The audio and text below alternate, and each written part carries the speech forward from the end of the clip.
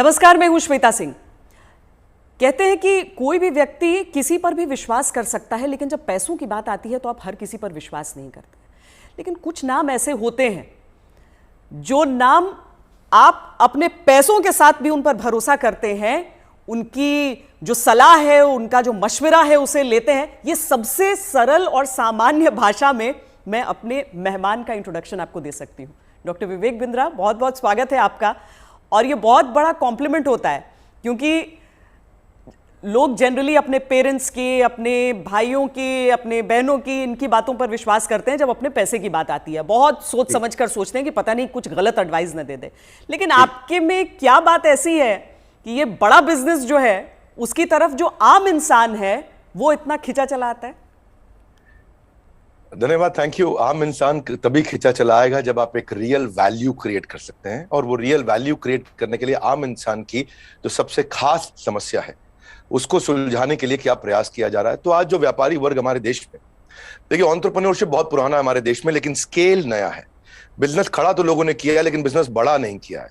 और बिजनेस बड़ा कैसे किया जाए, उसके लिए सोलोप्रेन्योर, एंटरप्रेन्योर के लिए हमने हिंदी भाषा में एक बड़ा बिजनेस, ये प्लेटफॉर्म ऐसा बिल्ड किया है जिससे वी आर हेल्पिंग, और आज बिलियनियर प्रोफेसर्स के साथ में हम उनकी मदद कर पा रहे हैं। लगभग 10 करोड़ लोग हमारे वीडियोस हर महीने देखते हैं, विच इज 100 मिलियन का हमारा मंथली एक्टिव यूजर है, और एक फार रीचिंग इम्पैक्ट है। आज 750 डिस्ट्रिक्ट के अंदर आज हमारे ऑफिस, माइक्रो फ्रेंचाइजी उनके साथ में नीचे जाके एक आम आदमी का हैंड होल्डिंग कर रहे हैं। अपना ये एक मुद्दा है कि रिक्शा वाले को भी हम एक बड़ा एंटरप्रेन्योर टेक्नोलॉजी के साथ एनेबल, साधारण भाषा में सिखा के उसे कैसे आगे बढ़ा दें। अच्छा, सुना है कि आपको कुछ गिनीज बुक रिकॉर्ड्स में भी नाम है, कई सारे रिकॉर्ड्स हैं इनफैक्ट। धन्यवाद, थैंक यू। हाँ, ठीक बात है। हालांकि ये वर्ल्ड रिकॉर्ड बनाना हमारा गोल नहीं है, वो एक आउटकम है। गोल हमारा था कि क्या हुआ पेंडेमिक में। अब मुझे वो 2020 का वो समय याद आता है जिस समय अप्रैल का टाइम था, बहुत ज्यादा सब जगह इतना ज्यादा उस समय माहौल पैनिक का था कि लोगों को समझ नहीं आ रहा था क्या किया जाए। तब हमने पहला एक वेबिनार किया। एक वेबिनार में अमूमन 100, 200, 500, 1000 लोग आते हैं।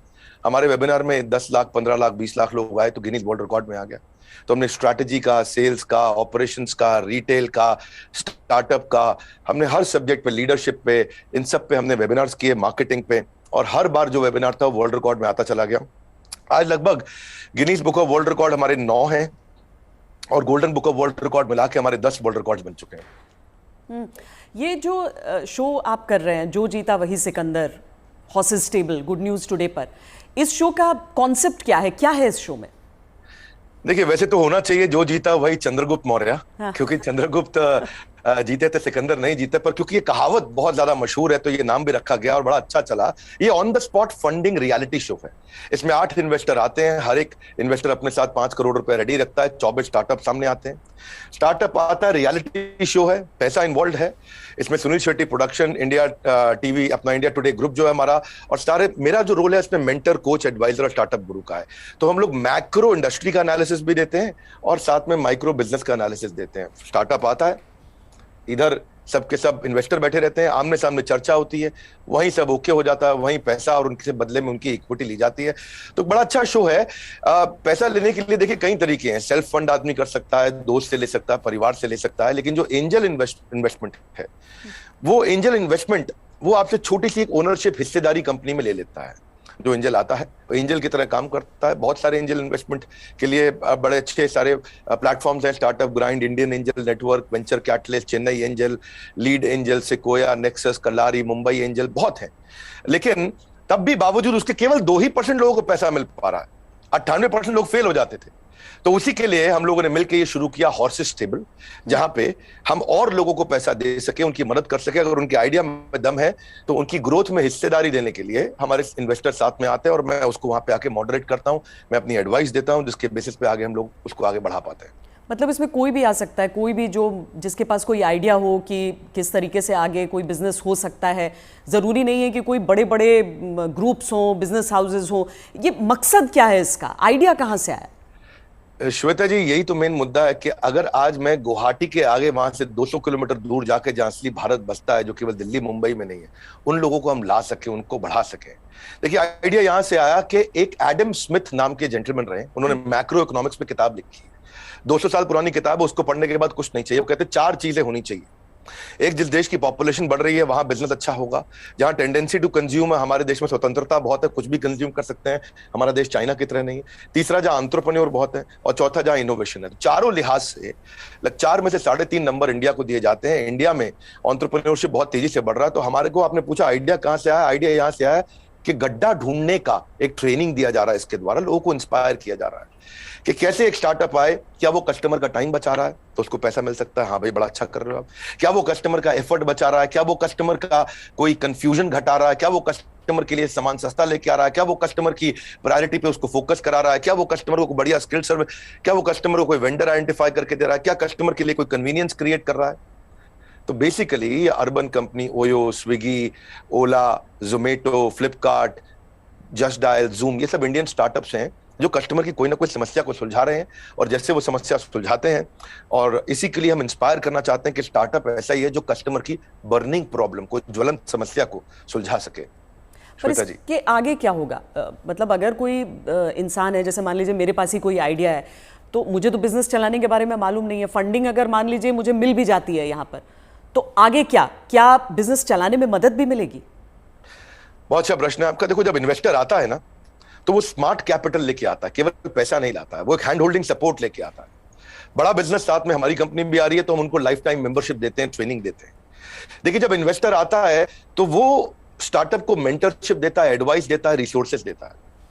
तो इसीलिए ये जो हॉर्सेस टेबल है, जो हमारे आज यूट्यूब चैनल पे आ रहा है, जीएनटी पे आ रहा है, गुड न्यूज टुडे, और अच्छा नेटवर्क आपने चालू किया है, तो ये हम यहाँ पे इन्वेस्टर एक स्टार्टअप को आगे जाके और फंड रेज करने में मदद करता है कि सीरीज ऑफ इन्वेस्टमेंट पिचेस डाल सके। हर स्टेज पे उसके साथ इन्वॉल्व होता है। एक आइडिया स्टेज से रेवेन्यू जनरेटिंग स्टेज तक इन्वेस्टर साथ में जुड़ता है। कई बार तो इन्वेस्टर अपना फ्री ऑफिस स्पेस भी देता है। अगर आपकी कंपनी छोटी है, आप हमारे ऑफिस जाके शुरू कर सकते हो। उनको डिजिटल मार्केटिंग सपोर्ट देता है, टेक्नोलॉजी बनाने में, मैन पावर लाने में। तो ऐसा नहीं, इतना ही नहीं है, बल्कि मैं आपसे ये भी बताऊंगा कि फंड का इस्तेमाल कैसे हो रहा है, इस पर भी स्टार्टअप आकर के स्टार्टअप के ऊपर इन्वेस्टर नजर रखता है। इन्वेस्टर देखता है कि ड्यू डिलिजेंस करता है, उनको स्मार्ट कैपिटल देता है, उनके नेटवर्क को बढ़ाता है, उनको फ्यूचर इन्वेस्टर अट्रैक्ट करने में पूरी मदद करता है, उसको ब्रांड बिल्डिंग करता है, उसका माउथ पीस बन जाता है। वो केवल पैसा नहीं इन्वेस्ट करता है, वो उसको पूरी गाइडेंस देता है आगे, उसको बिल्कुल हॉक आई के साथ में जुड़ा रहता है, उनकी रिपोर्ट्स लेता है हर हफ्ते, हर महीने। ऐसा नहीं कि जैसे लिस्टेड कंपनी तो क्वार्टरली रिपोर्टिंग करते हैं, इनसे तो हर महीने रिपोर्ट किया। तो स्टार्टअप पे कड़ी नजर भी रहती है कि वो पैसा कैसे इस्तेमाल कर रहा है, और उसको हैंड होल्डिंग करके सपोर्ट करके ग्रोथ के लिए भी मदद की जाती है। इसीलिए इसी लिहाज से हॉर्सेस टेबल एक रेवोल्यूशनरी कॉन्सेप्ट है जो आज जीएनटी के साथ बड़ा बिजनेस मिलकर के लेके आया है। ये बड़ी अच्छी चीज़ है, क्योंकि थोड़ा तो मार्गदर्शन भी चाहिए सबको, लेकिन नज़र भी रखनी ज़रूरी है। लेकिन एक थ्योरी ये भी है डॉक्टर विवेक बिंद्रा कि स्टार्टअप्स का बबल एक क्रिएट हुआ था, और वो जो बुलबुला है वो अब धीरे धीरे फूट रहा है। आपकी क्या सोच है इस पर? नहीं, मैं ऐसा बिल्कुल नहीं मानता। ये कोई बुलबुला नहीं, ये रियल सब्सटेंस है। अगर ये बबल है तो हमें मानना होगा कि 700 मिलियन इंटरनेट यूजर भी इंडिया में बबल है। इंटरनेट यूज करना बंद कर देंगे क्या लोग? आज UPI card payments, net banking, transaction, ये सब बंद हो जाएगा। अक्टूबर में ही साल $100 बिलियन की ट्रांजैक्शन यूपीआई पे इंडिया में हुई है। ये स्टार्टअप का नतीजा है। रेवोल्यूशनाइज किया है डिजिटल ट्रांजैक्शंस को, ये स्टार्टअप का नतीजा है। बहुत सक्सेसफुल स्टार्टअप्स आ रहे हैं। 42 नए यूनिकॉर्न 1 साल में आए हैं। आप समझिए, जितने यूनिकॉर्न 10 साल में बने, यूनिकॉर्न का मतलब 7,500 करोड़ की कंपनी, जितने स्टार्टअप 10 साल में बने, उतने ही स्टार्टअप पिछले 1 साल में भी बन गए। तो ये बबल नहीं है। इंडिया इस समय टॉप 3 यूनिकॉर्न प्रोड्यूसर में जो स्टार्टअप के है उसका नाम आ चुका है। यानी कि हर 9 दिन के अंदर हमारे देश में एक नया $1 बिलियन स्टार्टअप पैदा हो रहा है। स्टार्टअप जो है ना, ये आप 2011 में 9.5 साल लगा करते थे, और उसके बाद ये समय कम होता चला गया। 2012 से जो स्टार्टअप आए वो 4.5 साल में $1 बिलियन हो गए। आप ये समझिए कि ट्रैवल एजेंसी जो होती थी वो Goibibo, Thomas Cook, make my trip में आ गई। सरकारी नौकरी घट रही है, स्टार्टअप बढ़ रहे हैं। पेपर अब डिजिटल हो गया है, किताबें किंडल में मूव कर गई हैं, बिजली अब सोलर होती जा रही है, रिटेलर अब अमेजॉन, फ्लिपकार्ट और रिलायंस पे मूव कर गया है, गाड़ियां ड्राइवरलेस हो रही हैं, ब्लॉकबस्टर सीडी को खत्म करके यूट्यूब, अमेजॉन प्राइम, नेटफ्लिक्स आ गया है, सेल फोन के बिल अब घट रहे हैं, इंटरनेट के बिल बढ़ रहे हैं, गाड़ियों की सेल घट रही है, ओला उबर बढ़ रहा है, रेस्टोरेंट शटडाउन हो रहे हैं, ऑनलाइन फूड डिलीवरी बढ़ रहा है। आज बच्चों को जो है ऑनलाइन स्टडीज उनकी बढ़ गई है, प्राइवेट कोचिंग घटती जा रही है। इसका मतलब क्या है, जो स्टार्टअप है ना वो एक रेवोल्यूशन है। पहले कबूतर चिट्ठी लेके जाता था, आज व्हाट्सएप चिट्ठी लेके जा रहा है। इसके बीच में बहुत लंबी जर्नी करनी थी, और सिलिकॉन वैली में कम से कम 15 स्टार्टअप ऐसे बैठे हैं जो व्हाट्सएप के खात्मे की तैयारी कर रहे हैं। और नेक्स्ट जो रेवोल्यूशन आएगा, नेक्स्ट सिलिकॉन वैली आने वाले समय में बेंगलुरु से शुरू होकर के भारत से ही आगे निकलेगा। वाह, क्या बात। लेकिन कई स्टार्टअप्स फेल भी तो होते हैं, कई स्टार्टअप्स फेल हो जाते हैं, इसकी वजह क्या रहती है? श्वेता देवी, ऐसा स्टार्टअप फेल होने के मेन 8-10 बड़े कारण होते हैं। पहला तो कोई डिफरेंशिएशन ना हो, आप वही कर रहे हो जो बाजार में सब कर रहे हैं। दूसरा, फोकस की कमी हो, सारी चीजें करने में लगे हैं, फोकस नहीं है। तीसरा, उनकी एग्जीक्यूशन की स्पीड कमी है। चौथा, अगर बिजनेस अच्छा ले भी आए तो रेकरिंग रेवेन्यू नहीं है, वो कस्टमर के साथ माल दो पैसा लो रिश्ता खत्म। रेकरिंग रेवेन्यू यानी कि बार बार उसके साथ ट्रांजैक्शन होना चाहिए। पांचवा, कि वो अपनी टीम अच्छी नहीं बना पाते, दे हायर पुअरली, और एक कमजोर टीम लेके आते, एक कैटेगरी टीम नहीं बिल्ड करते। वो कुछ ऐसा बना बैठते हैं, गलती से एक और गलती एक करते हैं कि वो जो मेरे को अच्छा लग रहा पर कस्टमर को उसकी जरूरत नहीं, यानी कि कस्टमर अनफ्रेंडली प्रोडक्ट बना देते हैं, कस्टमर का फीडबैक नहीं लेके आ पाते हैं, पैशन नहीं होता है, प्रॉफिट के चक्कर में चले गए लेकिन पैशन नहीं है।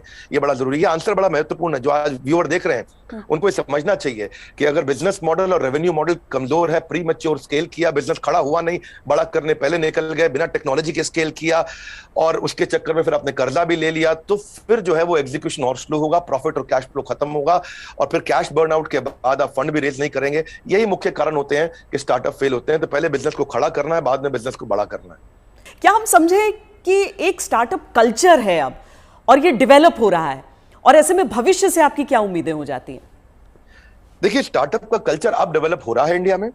पिछले काफी समय से हम ऑब्जर्व कर रहे थे, नंबर 1 पे सिलिकॉन वैली, न्यूयॉर्क सिटी, उसके बाद London, Chicago, Los Angeles, Seattle, Boston, Berlin, Tel Aviv Israel में जो है, और सिंगापुर। यही केवल 10 शहर थे दुनिया के अंदर जहां स्टार्टअप्स बिल्ड हुआ करते थे। अब अचानक बेंगलुरु बहुत तेज आगे आया। हम जो पीछे थे अब हम आगे बढ़ रहे हैं, परंतु क्यों हम पीछे रह गए थे और भविष्य में कैसे आगे बढ़ेंगे उसको समझते हैं। हम पीछे इसलिए रह गए क्योंकि हमारा इंडियन एजुकेशन सिस्टम बहुत कमजोर था। इंसान को रोटी कपड़ा मकान के अलावा सबसे ज्यादा जरूरी है शिक्षा, और यहाँ पे ग्रेजुएट इतने प्रोड्यूस हो रहे हैं जितने कंज्यूम नहीं हो रहे थे। Real time corporate campus experience नहीं है, पढ़ाई पुरानी है, स्टैग्नेंट सिलेबस है, कन्वेंशनल थियोरेटिकल क्लासरूम अप्रोच थी।